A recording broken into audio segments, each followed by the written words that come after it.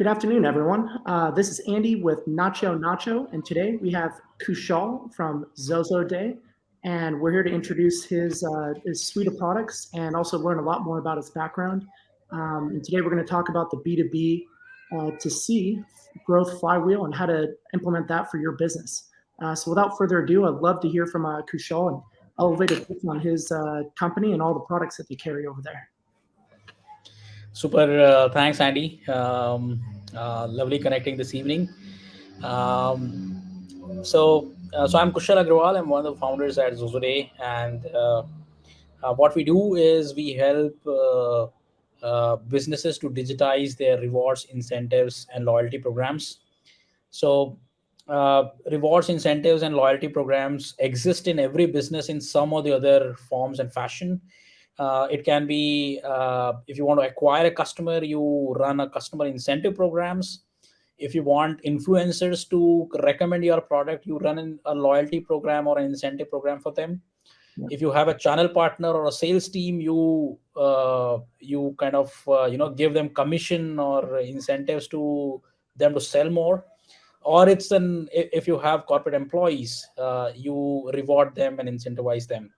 So in every business, small or big, you do reward, incentivize, and want to make people loyal. And that's where we have built a suite of products which helps companies to digitize any one of these. And it can be as simple as it can be as simple as it can be, and it can be as complex you can make. We have relevant product features which will make your product super make your initiative super easy and super fast to kind of configure. So that's our business. Yeah. Great. Why is this so important for businesses to consider today in such a competitive digital landscape? Thank you, Andy. Yeah. Definitely. Oh, yeah. Why is this so important today in such a competitive digital landscape? Loyalty, being one of the main drivers for helping businesses grow these days. Yeah. See, these days, every company wants to either acquire, retain, or engage their people. Now, the people exist in business in the entire. If you visualize people in the business value chain, it all starts with consumers. Then you have influencers, you have channel partners, sales teams, corporate employees who manage these channel partners and the other kind of people. Then you have support teams and gig workers. So if you see in the entire business value chain, businesses are either trying to acquire, retain, or engage these people. And hence products like Xoxoday becomes very, very important for these brands to kind of use. If you want to go really fast, then Xoxoday is one amazing option for the customers. You can go live in less than 60 minutes, and you can start using the product right away as soon as you think about some of these initiatives. Right. Yeah, as they say, it's a lot more affordable to keep a customer than try to earn a new one, right? Yeah. And even better if you can get that customer to tell other people about your business too. That's right. Yeah. So what got you into all this? Tell us a bit more about yourself and how you got into starting Xoxoday. Andy, I didn't get your question. I didn't follow your question. Would you repeat it once more? Yeah. So tell us how you got to where you're at today, I guess. What was your inspiration to start Xoxoday? Yeah. So Xoxoday today in the current format was not we started. We actually started our company as a group gifting company. We thought a lot of marriages happening and friends and families, they want to gift something big to bride and groom. So we thought it's a big market, looked very good, big market over spreadsheets. But over a period of time, we realized that that's not a business where we want to get into, because it's more like a want, not need. And we took a pivot from there to corporate gifting to experience gifting to kind of where we are. So the suite of products around rewards, incentives, and loyalty, what we serve to the market today, is a 5-year-old product, and of the total tenure of the company of 10 years. So I would say that we have evolved over a period of time as per the market needs, and yes, it is how we are today. Great. And this isn't your first rodeo, right? You've been an entrepreneur before and launched other companies. Yeah, so I had started two companies before. However, they were not so successful. It was during my college days, as well as post And they're digital. college. I started one more company, but it didn't work out. But yes, this is the third one, and it's going really good. As So I far. say, third time's the charm. Yeah. I guess what kind of important lessons did you learn from those failures? I guess, I mean, any entrepreneur, including myself, have been there before myself, and honestly, my failures I've learned the most from. Yeah. So a couple of learnings, what I can probably share with the audience and yourself is Andy. Um, Number one, starting a company is not a fancy deal.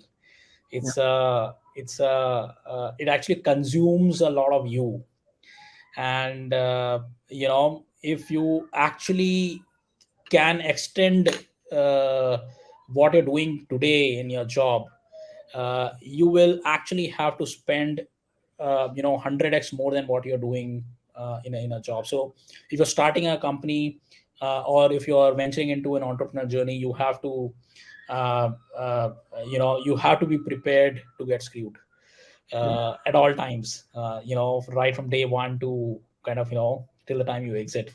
So it's a very, very exhaustive and tedious process.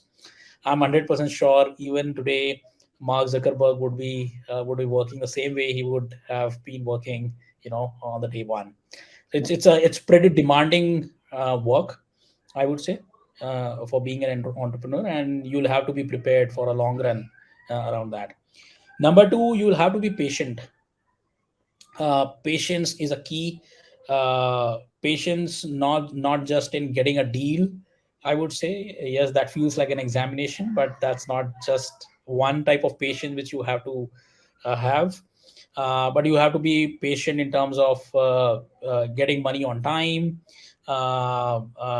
servicing the client, improving your services, improving your product, etc. So you have to be really, really patient, in business. And number three, you can't lose money, which means that you can't sell a product at lesser than the cost price of that product.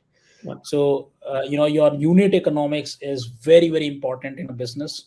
There are thousands of businesses in the world where entrepreneurs, they lose that view of profitability Yeah. and cash. That is really, really important uh, for people. So I would just say that unit economics is an important kind of factor there too. So these are three points I would like to make, for the people. Yeah. Some great points. So you guys have built quite a company over there with a lot of employees, and it looks like you guys have a very strong hiring strategy. What do you look for? I guess, what are your strategies when looking to build out a team that other entrepreneurs can learn from? So I would say that we have tried really, very, very different ways to hire people. For example, my office in Bangalore in India. It's on a street where there are a lot of startups there, and I have adopted a couple of techniques. Like I usually go to a common food joint and listen to people's conversation there, Mm, and whosoever has an interesting thing to share, and he speaks some interesting things, so I sniff a bit, and whenever I hear some interesting conversation with people, I try to strike a conversation. And if I find the person relevant, I kind of schedule a meeting with him and try to hire him. So and that's the place where each of the startup employee kind of spend at least 15 to 20 minutes of a day in that food court. So that's one of the place where I get great people out there. Second, I go to events often, and along with my stall, there are multiple competition and a similar domain companies who have put down their stalls. So I go, I meet these guys, I interact with their sales guys. If I find someone interesting, I kind of I try to strike a conversation to hire. So there are multiple ways we try to hire a talent, and yeah, we try to be innovative in our hiring strategies. Great. What sort of attributes, I guess, do you look for in people that you hire? Sorry, I didn't get you, Andy. What sort of attributes do you look for in people that you hire? Um, See, frankly, we I first ask my people to be clear about what they want. So my leaders, my hiring managers have to be very clear about what their requirements are. If they're hiring a sales manager, what all they will do, they expect them to do, and the same is being then kind of searched for. So I would say that it is not a verbose JD which we make. We try to create a neater version of their key expectations, and then we search for a candidate, and then we map if the person will be able to achieve that KPI or a KRA. That actually help us to uh, find the right guys. And yes, we are not 100% successful, but yes, we are successful 7 on 10 times. Great. And in your opinion, what do most marketers get wrong with their go-to-market strategy in the software business? Just a second.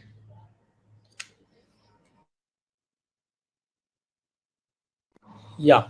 So Andy, what happens is uh, uh, the GTM depends on two prime sources, right? So one is getting more business from your existing accounts, and number two, getting new accounts on board, right? So many times while we are making the GTM, we focus less on the existing customers. So we think that okay, these are the customers and they already are buying our product, and let us focus less on them. That's a wrong strategy, I would say. We focus heavily on our existing customers because every customer has at least 10x potential to grow. Yeah. So our focus is equally on kind of retaining, engaging, and upselling, cross selling to the existing customers. Number two, when I talk about the GTM for new customer acquisition, what we have realized is this is with the mistakes which we have done. This is the learning from the mistakes we have done. We keep spending money on getting an inbound lead, but we do not try to learn from the customer acquisition cost and the LTV piece from the set of inbound leads which you are getting. So like I would say that out of 1,000 leads we get in a month, uh, there are more than 900 SMB leads which we get, 50 mid market, and maybe 50 enterprises. And if I see the conversion rate, it looks fancy that okay, we are acquiring 150 200 customers in a month. But if you see the split of understanding what's the cost of acquisition of all these three type of customers, you will see quite skewed over there. And we saw that when we are when we are acquiring SMB customer, we need to retain that customer for 2.5 years to kind of to get a break even from that single customer. So so those kind of variables keep getting missed by the companies, by the GTM guys. They have to be mindful about CAC and LTV of a particular customer. It can't be radically kind of different. I mean, it has to match. As I mentioned, you have to make money. You are in a business to make money. You cannot burn money day in and day out in all the activities. You have to make money. So LTV and CAC has to be aligned. In SaaS company where I am, I feel that the CAC should be less than 9 months. The cost to acquire the cost which you are shelling out and the money which you are making should be not be more than 6 to 9 months. That's a good point. Yeah. Good rule of thumb there. So a lot of people know B2B and B2C, but could you perhaps elaborate on the growing B2B2C opportunity for businesses? Yeah, so Andy, if you're serving to business people of businesses, right? So the relevance of B2B2C will only come when you're serving to businesses and you're serving to the people of those businesses. Then only this B2B2C kind of scenario will arise.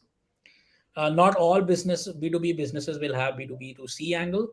But some of the companies like HRIS or CRM or to products like us may have an angle of B2B2C. So that's important to understand B2B2C.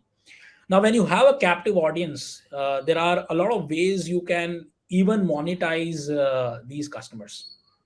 So, for example, let's say we are in rewards business, and if a particular person has got a reward or an incentive of, let's say, $100, he may probably go to my website and he may buy let's say a particular gift card, maybe a travel voucher of booking.com, or maybe a travel voucher of maybe other tool, other product. And but the flight which he's trying to book maybe of $500. So why can't he buy $400 worth of rewards directly from me? Yep. So that would actually increase my ticket size. So that's point one. So we try to understand the journey of a consumer which he is transacting in our website, and then we try to give him options to kind of buy more from the same tool. So some of the part is funded by the company, and the other they can actually pay themselves and they can use it. That's the first strategy. Number two, we actually built a couple of modules which were more around savings and delight. So we can what we did was we asked people to kind of buy gift cards at a discounted price. So if you are buying something at Amazon, you may probably get 2% discount on the top of it. So those perks and discounts were actually advertised to people, which actually increased again which tried to monetize the consumer front again. Then there are many other strategies which we adopted to kind of make more money from the consumer. So you need to understand the journey of the customer and then build strategies accordingly. But yes, it's important to monetize those customers as well, because you have spent decent amount to acquire a particular client, and it will surely help to reduce the customer acquisition cost and increase the amount which you will earn from a customer. Certainly. Where do you see marketing trends evolving for the software industry over the next year or two, especially considering AI? Uh, I think that over a period of time, when the market is evolving, you know, there are a lot of things which the AI tools themselves will do. Uh, uh, so the marketing, I would say that a lot of marketing activities will be more predictable over a period of time because uh, now the Google knows what you're searching. You know via Google keyword search that you know what you're searching or which geography is searching what. So I would say that there will be a lot of AI models where some of these inbound AdWords may get automated, and you can actually manage your leads in much greater efficiency, and your manual effort will reduce a lot. So that is more from an inbound or an AdWord perspective. Second, there are many new types of marketing techniques are evolving, something like meme marketing and marketing over Instagram and WhatsApp, etc. So those things will also play a good role, where the customers will become innovative to find you, and you will become innovative in finding that customer. Um, the uh, there are many other things which the market which will evolve around AI, etc.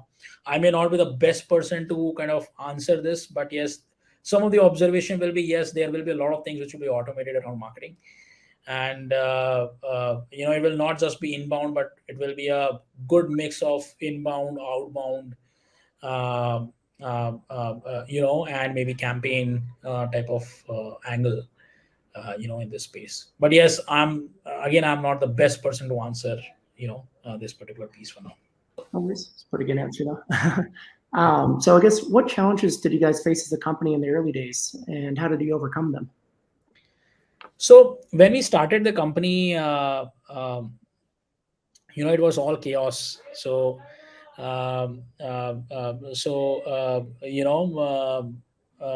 we were 6 7 people on the room, and we always try to kind of solve problems whatever came by. So everything was chaos, and it was the name of employee engagement for all of us.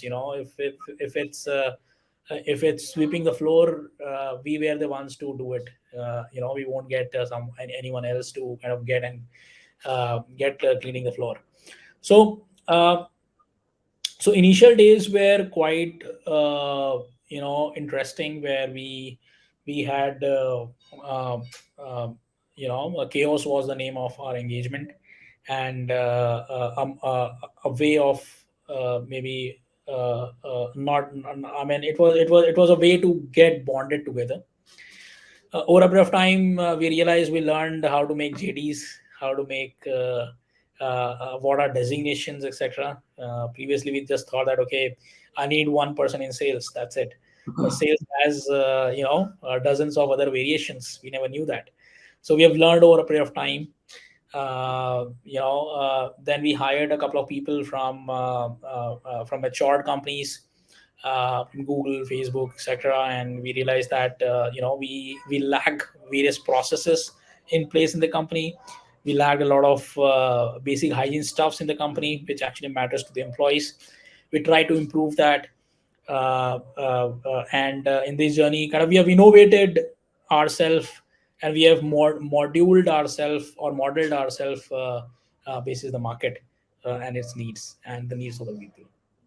That's great. What are some of your favorite books that you've read in the last year that you would recommend to other entrepreneurs that might teach them a thing or two? Last year. So all time if you want. yeah, so I started looking businesses in a view of different types of cohorts.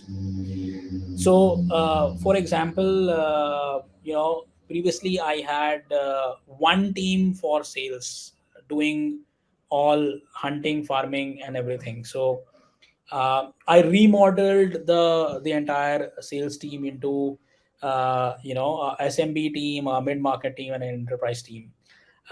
Because an SMB team doesn't require $100,000 guy. It requires a cheaper guy, a $10,000 guy who can sit out of Philippines or India and do the sale. However, if it's an enterprise, it requires a good person who can actually meet and greet, a client and kind of license to kind of sell. On a similar way, if it's farming, it can be centrally driven from one country or maybe a set of people. Uh, so I had remodeled the entire sales team in such a way that it will deliver great results. Number two, I have reduced a lot of variables in the life of people. So, if you look at our business, there are multiple types of revenue headers. There are GMVs, there are net revenue, there is EBITDA, etc., etc. And I gave every individual in the company a net revenue target. So everyone is speaking the same language now. So everyone is moving towards achieving a common goal of X revenue. And I kind of streamlined that word of net revenue, a culture of net revenue. Everyone is talking about earning money now in the company. Be it tech, be it sales, be it marketing. Everyone is talking in terms of net revenue. So these are two things which I tried doing and going really well. We are improving in terms of numbers, overall. So these are two learnings I can probably share, which I did last year, and it is paying off well for me. That's great. What's one thing you'd like our audience to know about Xoxoday and why they should choose your products over other potential loyalty platforms?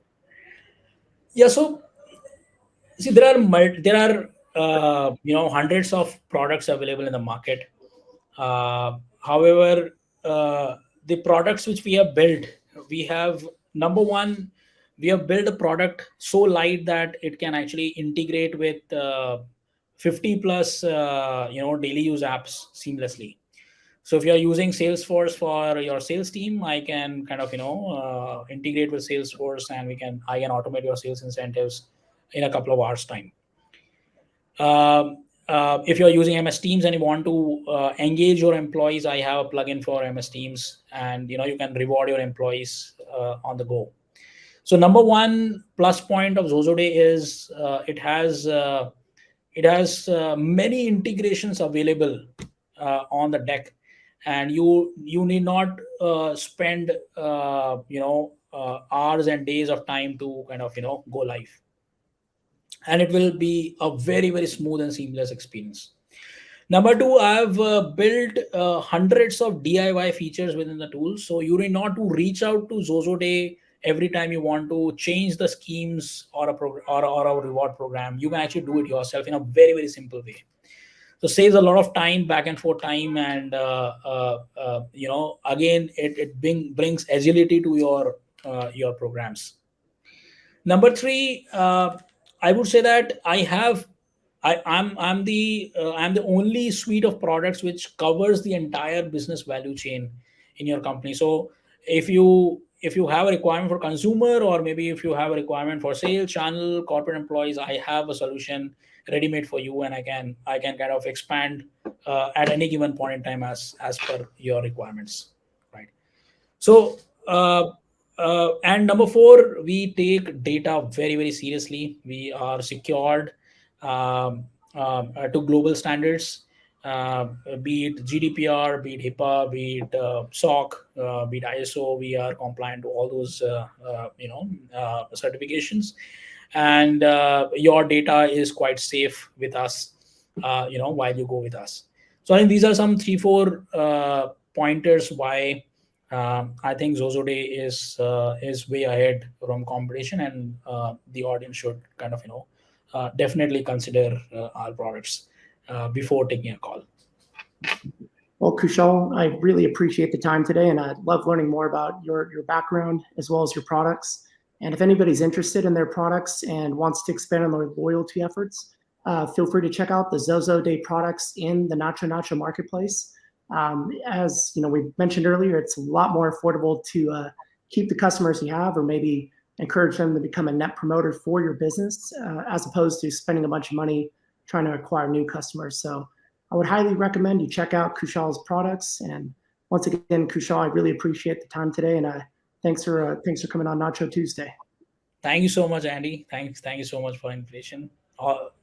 Take care. Bye bye.